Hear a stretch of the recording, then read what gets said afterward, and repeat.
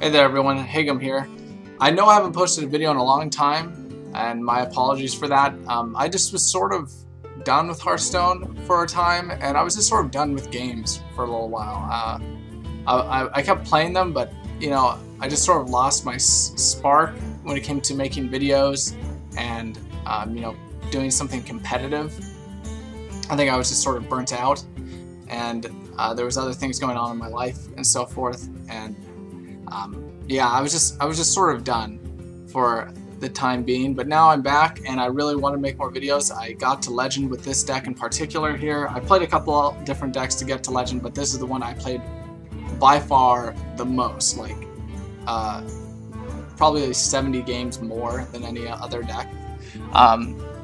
So anyway, all that aside, my apologies for not posting videos, but I'm back again to post them and show you guys some of the different decks I've been playing.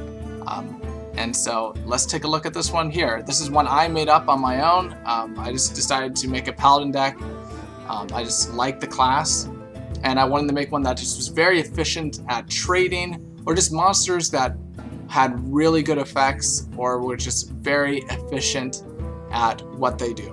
So let's just get into it right here. We have 2 Argent Squire, 2 Equality, and sorry if there's some purple around these cards. I don't know why it is, but if you guys see that, that's just the images I downloaded just had purple around some of the cards. I don't know why.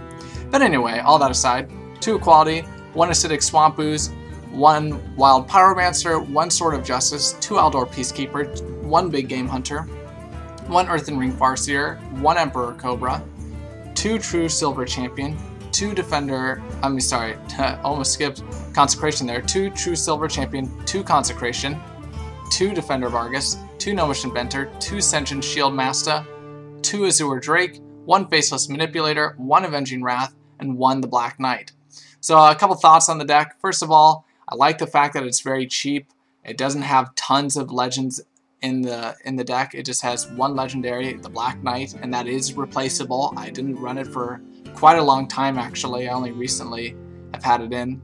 If you want to put a Spellbreaker in its place, or a Kodo, you know, if you're going against a lot of rush decks in your area, you know, at your level of play, then definitely put in a Kodo or something like that.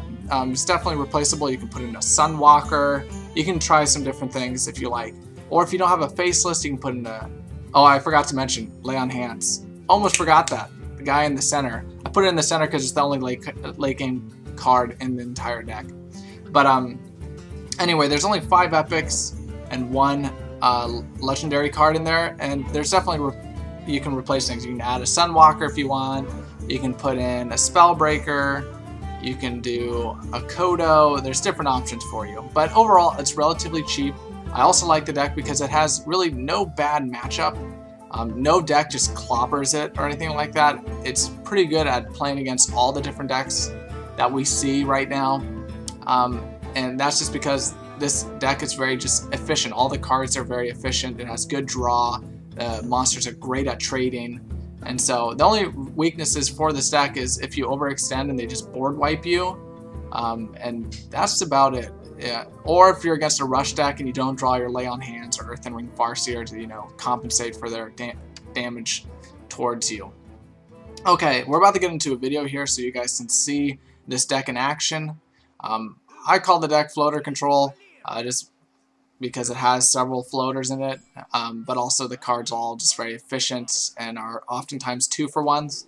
But call it whatever you will. This is the deck I played to Legend. I'm going against Free Gold here, actually. He's a very well-known Rogue player. You can see he only plays Rogue, I believe. That's why he has Gold Rogue. He's very, very good. He's been to Legend, I think, a couple times already. So if you like Rogues, definitely go check out. I think he does Twitch, so you can check out, I think, Free Gold 2 is his name. But anyway, let me talk about the cards on the left here while you guys watch this gameplay. I'm against, I think, some sort of giant... Rogue. I don't know. He's always making new stuff. But anyway, let's get into it. We have 2 Argent Squire, and the reason for that is it's good in the early game. It puts a lot of pressure on your opponent and gets rid of some of their monsters, it's possible to do that efficiently because you have Knife Juggler to make your Argent Squires more efficient at trading. You have Sword of Justice to buff them. You also have Defender of Argus to buff them. So it's just a very good trading card. And because it's very efficient at trading, it allows you to gain board control in the early parts of the game, and then you can keep it easily because of the rest of the cards you have. Alright, next we have 2 Equality.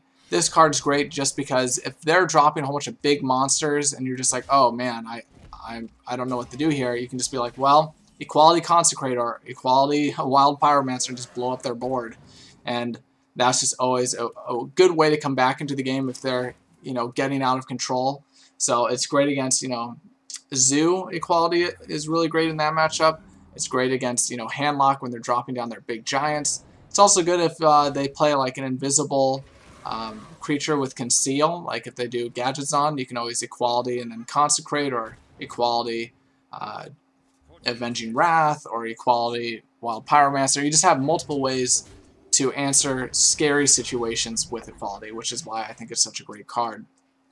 Next we have Acidic Swamp Ooze because Miracle Rogue is played all the time. And so you need a way to get rid of their weapon, and if it has like Deadly Poison or something like that on it, because you don't want them to Blade Flurry and wipe your board out. So Acidic Swamp Ooze is great for that. Plus against Control Warrior, their Gore Howl is pretty nasty. So if they play Gore Howl and then you play Acidic Swamp Ooze, that just ruins their day. It just, because they paid 7 mana and it consumed their entire turn essentially, and then you just play a 2 mana card and swing the tempo like crazy. So Acidic Swamp Ooze is very, very good. Next we have 2 Knife Juggler. This card's great because of your hero power, but you also run all these sort of small minions. A lot of your minions are 3 drops, or you got some 1 drops in there, you got your hero power. So Knife Juggler gets a lot of uses. It works really well with Equality as well. You can Equality the board, play Knife Juggler, hero power, play Argent Squire, etc., and clear the board that way. But it just allows for very efficient trading, and Knife Juggler just destroys other rush decks like Zoo. You just start popping all their monsters with Knife Juggler. Next we have Wild Pyromancer. I'm only running 1 of this guy because I have enough cards to make Equality live, so I don't need another Wild Pyromancer. And Wild Pyromancer is also very situational. I sort of need him with other spells, and I don't really run a lot of spells in this deck. So oftentimes I'm never getting his effect to be useful. So I just don't like him for that reason. But also, I don't like to Wild Pyromancer and Equality my own board. For example, if I were to Wild Pyromancer here, like let's say you had a giant or something like that, and I didn't have an answer with Aldor Peacekeeper or something like that, and I had to blow up my own board, that would just be, terrible. So oftentimes I don't want to have Pyromancer. It's just he's there for situations where I need to have Equality go off. Next we have Sword of Justice. This card's great. It buffs all your different creatures to make them more potent and efficient. Making your Gnomish Inventors a 3/5, or making your Azure Drakes a 5/5, or even your hero power to make a lot of 2/2s is great against other rush decks, but also it makes it difficult for your opponent to handle all these creatures with some big form of AoE board clear, because you're buffing all their health as well as their attack. So it just makes it that much harder for your opponent to fight off your monsters, and allows for more efficient trading. Next we have Aldor Peacekeeper. This card is self-explanatory, allows for efficient trading, gets rid of their big scary monsters. So it's just a perfect card. One of the best cards for Paladin, if not the best card. We have Big Game Hunter. I don't always like to Equality the board to get rid of scary threats, so Big Game Hunter is another answer. It's just a very good card in this meta right now. We see a lot of giants. We see Control Warrior with their big monsters. So Big Game Hunter is just very, very good. We have Earthen Ring Farseer. This card is also very good. It allows me to heal up my creatures if need be. It allows me to heal myself. It's just a good 3-drop, and I like it more than Harvest Golem just because it has 3 attack, but also that heal is pretty vital at times. Next we have Emperor Cobra. I like this card a lot, and the reason for that is it answers cards that Big Game Hunter can't always answer. It also acts as like a soft taunt, where your opponent is having to use removal on it, whether it be, you know, like a Wrath, or they have to use a Silence on it, or they have to use a Frostbolt. It's annoying for them, so they have to get rid of it right away. But also, let's say I'm against a Handlock. I want to play this guy turn 3 because if they have a Twilight Drake or a Mountain Giant coming turn 4, they're not going to play it. They're going to keep it in their hand because, like, oh man, I got to answer the Emperor Cobra. I got to Shadow Bolt it. Or even if they Soulfire it, you know, that's advantageous. That's essentially 2 cards being used to get rid of the Emperor Cobra. So again, giving some form of advantage. So Emperor Cobra is just very good at, you know, pulling that removal towards him, but also he's just good at removing scary threats oftentimes. Next we have 2 True Silver Champion.